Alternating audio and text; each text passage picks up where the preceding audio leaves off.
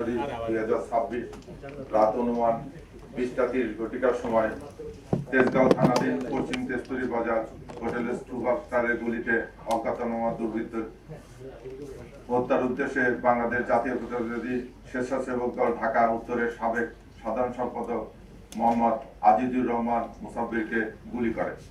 এই ঘটনায় মুসাব্বির সহ 2 জন গুলিবিদ্ধ হয়।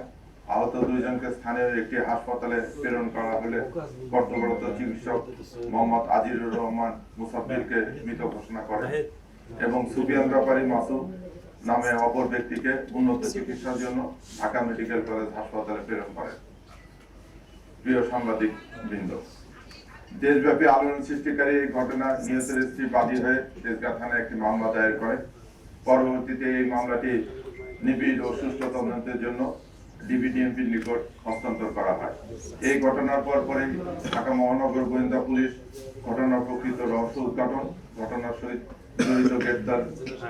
জড়িত ব্যক্তিদের গ্রেপ্তার, ঘটনার ব্যবহৃত অস্ত্রগুলি এবং মোটরসাইকেল উদ্ধার জন্য ডিবির একাধিক টিম দেশের বিভিন্ন অঞ্চলে অভিযান পরিচালনা করে।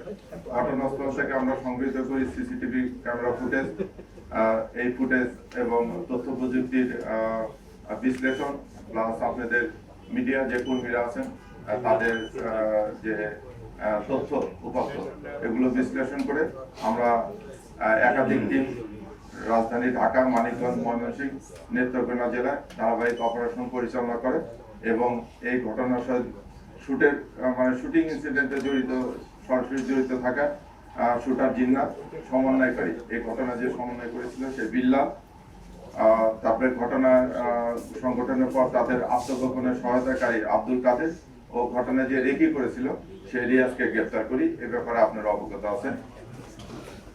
পরবর্তীতে চাঞ্চল্যকের মামলা সুষ্ঠু তদন্তের শুরু থেকে আমরা অত্যন্ত গুরুত্ব দিয়ে তদন্ত করছি।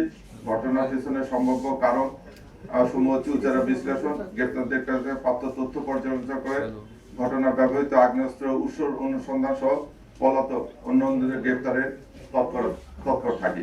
এর ধারাবাহিকতায় শুক্রবার 23 জানুয়ারি নরসিংদী জেলার মাধবদী পৌরসভার মনোহরদী থানা এলাকায় জনক শাহজাহান খলিফা ভাড়াটিয়ার বসতবাড়ি হতে মুসাফির হত্যাকাণ্ডে ব্যবহৃত 2টি বিদেশি পিস্তল, 2টি ম্যাগাজিন, 12 রাউন্ড গুলি সহ হত্যাকাণ্ডে অংশগ্রহণকারী অন্যতম শুটার রহিমকে গ্রেপ্তার করা হয়।